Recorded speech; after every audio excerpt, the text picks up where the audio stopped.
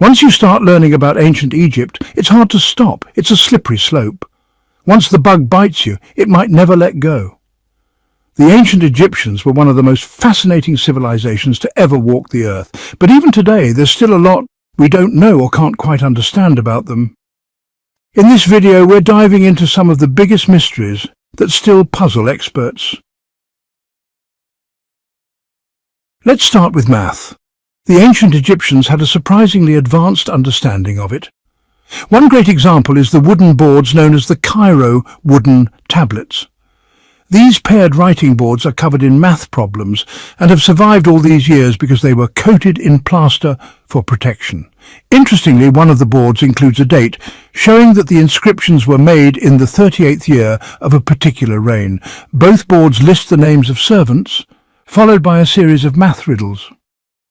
It's possible the riddles were given to the servants as a sort of test to prove they were fit for service. If that's the case, the bar was set pretty high. One of the division problems was so complex that the correct answer wasn't verified until 1906. Later studies revealed a few minor errors in the math, like saying 2 times 7 equals 13. But maybe those mistakes were made by people who never actually made it into service. You've probably heard that ancient Egyptians believed in healing with crystals, similar to what some modern holistic healers practice. But you might not know that they also used sound for healing. This practice, called toning, involved vocal sounds and breathing techniques to create what they believed were healing vibrations. They even built special echoing structures to amplify the sounds during religious rituals. John Stuart Reid, an acoustics expert, believes the king's chamber inside the Great Pyramid of Giza was built as one of these sound-healing chambers. And there are many other similar examples scattered across Egypt. Reid even claimed that his lower back pain was temporarily relieved during one of his sound experiments in the pyramid. Interestingly, the bent pyramid of Sneferu contains 2 chambers that produce different sound frequencies, and some think that's no coincidence. It suggests the Egyptians had a level of acoustic engineering skill that we can barely imagine today. Now, let's talk about mental health. It's fair to say that people 100 years ago didn't understand mental health like we do now. But the ancient Egyptians might have had a surprisingly modern grasp of it. The Ebers papyrus shows they knew that mental function was connected to brain health. They even had something like psychiatrists. Though their role was more mystical, they were known as royal magicians. These magicians were chosen at birth and wore masks throughout their lives, symbolizing their detachment and discretion. The masks also helped keep their identities secret since they were entrusted with many personal and private matters. Even today, the traditional Zar dance, still performed in rural Egypt, is seen as a form of group therapy. It encourages people to express their emotions through music and movement. While it might sound odd now, those magicians were sometimes encouraged to use hallucinogenic substances to boost their healing abilities for mental illnesses. Believe it or not, some treatments we still use today trace back to these ancient practices. Finally, let's talk about one of Egypt's most radical figures, Akhenaten. No ruler in history may have transformed their civilization as completely as he did during his 20-year reign over Egypt more than 3,300 years ago. His era, known as the Amarna period, brought massive changes to Egyptian art, language, religion and architecture, changes that would shape the next 1,000 years. So what sparked Akhenaten's radical ideas? The sun. He introduced the Aten, the sun disk, as the one true god, and even built an entirely new city, Amarna, in the desert to honor this solar deity. Modern experts have recently discovered that many of Akhenaten's major actions coincided with solar eclipses. Even the symbol used to represent the Amarna period is thought by some to depict a solar eclipse. Donald Redford, an Amarna expert, says Akhenaten introduced a whole new artistic style to Egypt around 1351 BCE. And wouldn't you know it? There was a total solar eclipse that year, visible from southern Egypt. So maybe none of this was a coincidence after all. A new study was recently done on a 1,500-year-old papyrus that was found back in 1934 near the pyramid of Senusret I. This papyrus is especially important because it mentions several events from the Bible. Some of these references actually support what's written in the Bible, but others tell a very different story. One example is about the biblical figure Isaac.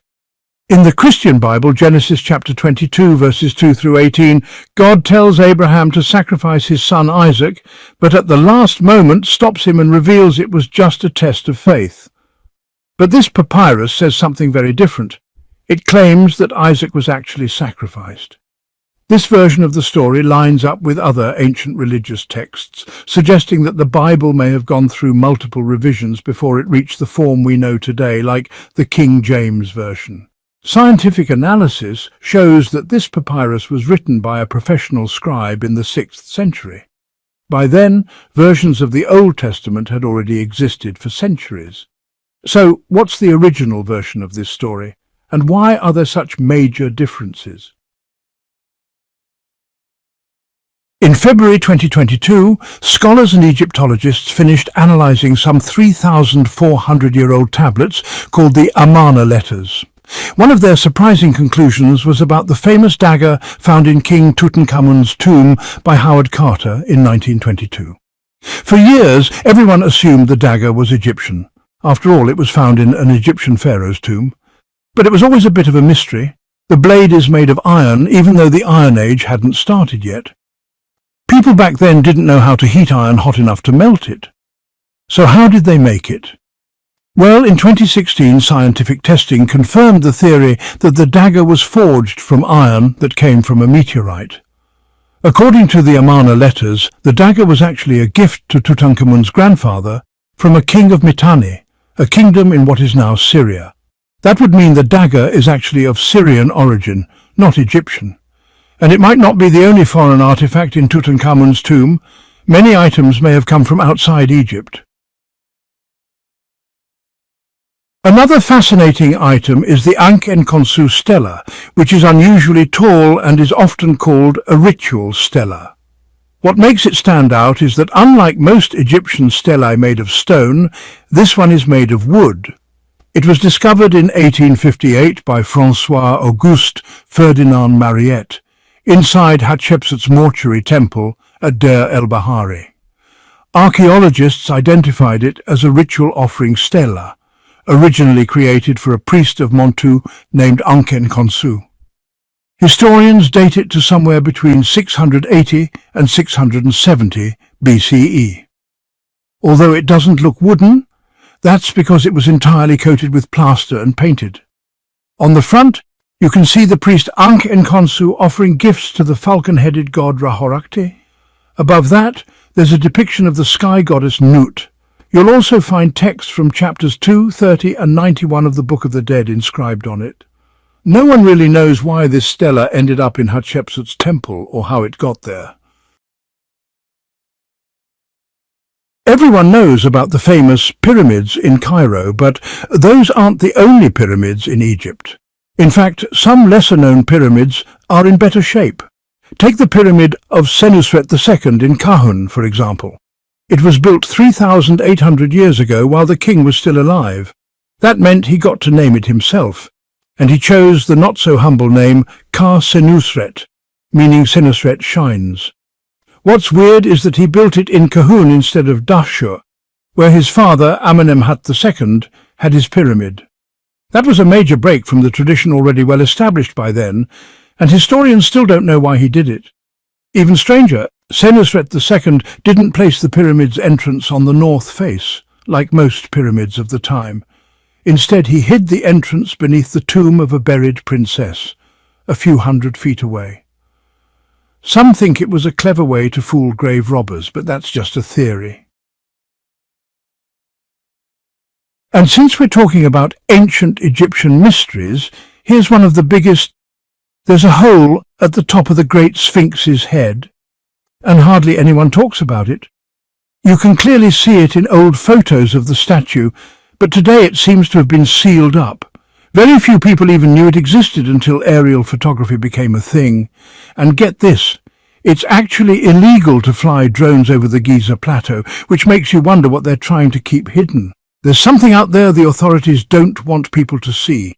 Researcher Robert Schoch claims that he has seismic data, clearly showing there are hollow chambers inside the Sphinx, as well as an underground tunnel connecting the Sphinx to the Great Pyramid.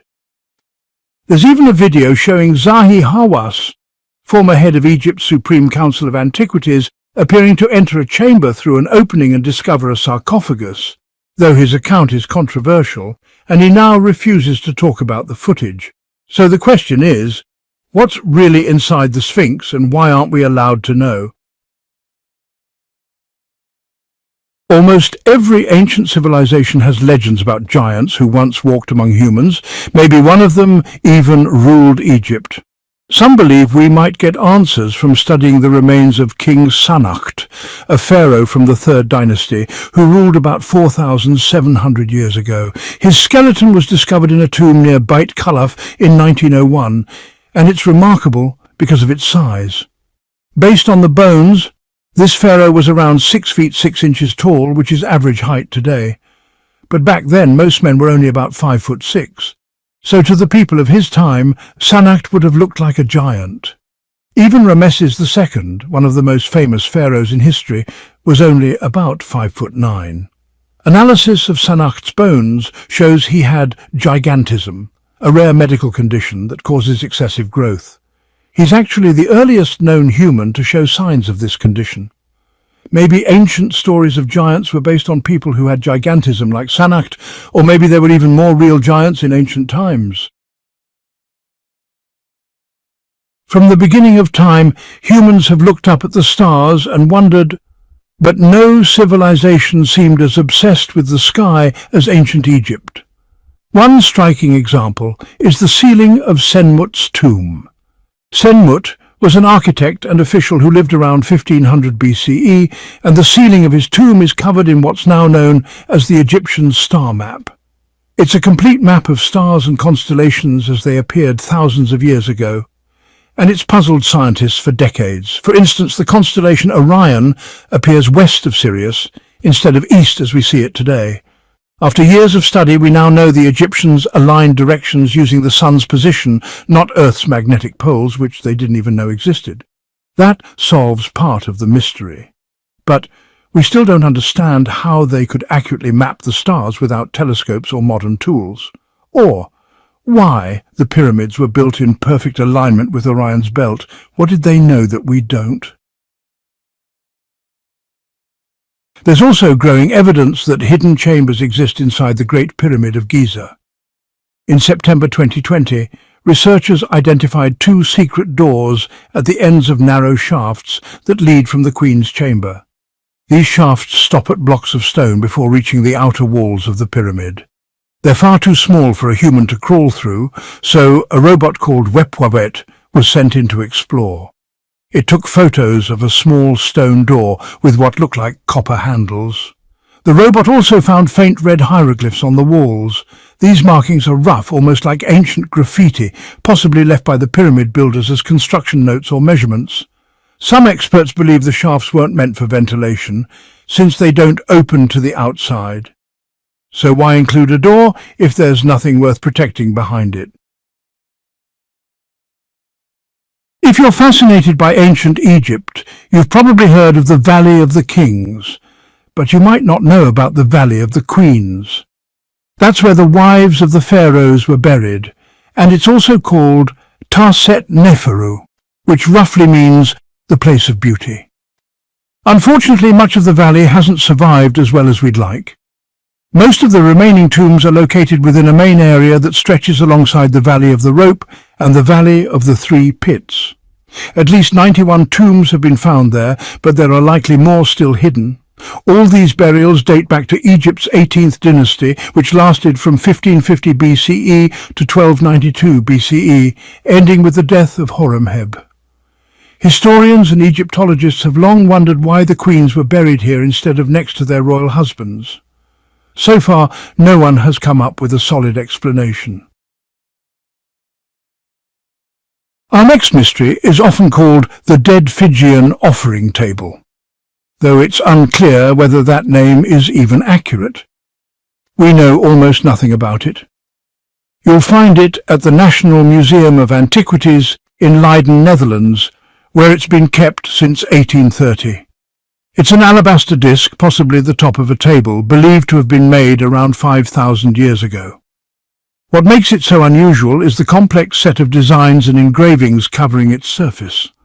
Some observers say it looks like a circuit board, or maybe even a kind of control panel. There are a few small holes drilled into the surface that might have been used to hold candles or store oils.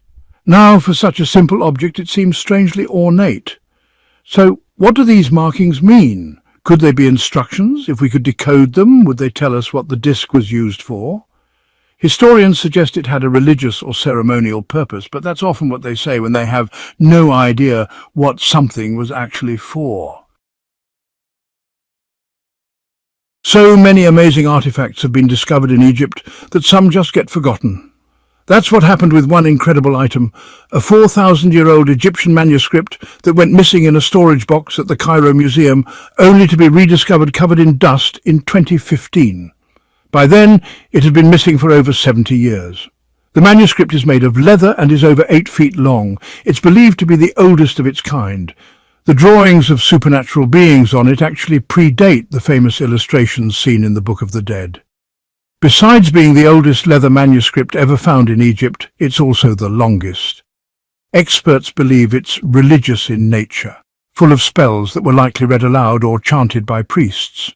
It also includes detailed descriptions of temple rituals, some of which are the only records of those specific ceremonies ever found.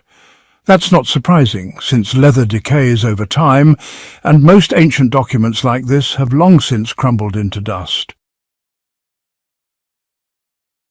There are plenty of ancient Egyptian hieroglyphs that show otherworldly figures, creatures with animal heads, for example, which has fueled theories that aliens may have visited the Egyptians.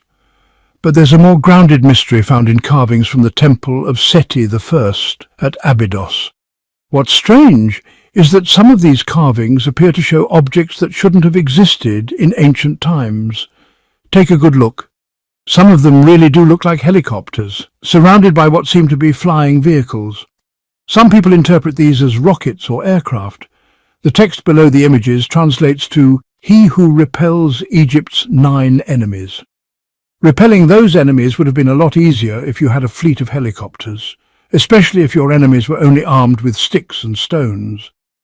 Mainstream scholars dismiss the idea that these are depictions of modern aircraft, but they haven't offered a convincing explanation for what they could be instead. Speaking of mysterious Egyptian symbols, let's talk about the serpapard, a modern name given to a mythical creature that shows up often in ancient Egyptian art. It has the body of a leopard, a long neck, and the head of a snake, hence the name serpapard, a blend of serpent and leopard. These creatures appear in early Egyptian texts, but none of those texts actually name the creature. It's almost like forbidden knowledge. The symbols are mostly found on cosmetic palettes from pre-dynastic Egypt over 5,000 years ago.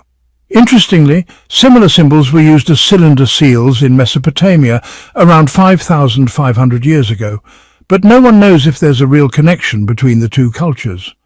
The best-known example of the serpapard symbol appears on the Nama palette. Some historians think it represents chaos from outside Egypt's borders, something the king was supposed to control. But that's just speculation. One thing is clear. The ancient Egyptians were deeply mysterious, and we may never fully understand their rituals and beliefs. This mystery only deepened in October 2022, when archaeologists uncovered a structure now called the Falcon Shrine. It was found during planned excavations in Berenike, once a bustling Greco-Roman port city full of traders, also known as Berenice Troglodytica. Evidence suggests the shrine was built between the 4th and 6th centuries, during a time when the area was influenced by a nomadic desert culture known as the Blemmyes. The rituals and practices depicted in this shrine were previously unknown, adding yet another layer of mystery to Egypt's ancient spiritual world. The cube-shaped statues found in the shrine are thought to be offerings related to local beliefs and rituals. The site is called the Falcon Shrine because archaeologists discovered 15 falcons buried there, and each one was buried with its eggs, which just adds to the mystery. There's also an inscription that says, "Boiling heads is forbidden here." We'll assume it refers to animal heads because the alternative is, well, horrifying. Most historians and scientists agree that the three pyramids of Giza are about 4,600 years old. So why then does a 5,000-year-old ostrich egg show what looks like the three pyramids carved into its side? Back in pre-dynastic Egypt, hunting ostriches and collecting their eggs as trophies was a common pastime, but that's not the important part here. This odd egg was found in a Nubian tomb built by the Nakada culture, dating back over 5,000 years. The egg's age can be proven scientifically, but the same can't be said for the pyramids. Since they're made of stone, we can't carbon date them like we can with organic materials. Still, the art on the egg clearly shows the pyramids, with the Nile flowing on the correct side relative to their real position. So what's the logical conclusion? Maybe we've been wrong about the age of the pyramids all along. They might be centuries older than we think. If that's true, we'd have to rethink everything we know about them and start over. And speaking of pyramids, there's one you've probably never heard of, the Pyramid of Djedefre. Today, it's mostly a pile of ruins located in Abu Rawash, and it's the northernmost pyramid ever built in Egypt, at least as far as we know. Most historians believe it was built around 4,500 years ago by Djedefre, son and heir of King Khufu. The pyramid was never completed, though no one knows exactly why or how far along it was before construction mysteriously stopped. For years, it was believed that only about 1/3 of the pyramid had been finished. But newer studies by Michael Bode from the Louvre Museum suggest it may have been more than halfway complete when work suddenly came to a halt. If it had been finished, it would have been about the same size and shape as the Pyramid of Menkaure in Giza. According to ancient legends, Djedefre's pyramid was meant to be even more beautiful than the others, with a stunning granite exterior and a large polished capstone on top. But here's the question. If we're so sure the pyramid was never finished, why do those legends exist? Could it be we're wrong about that too?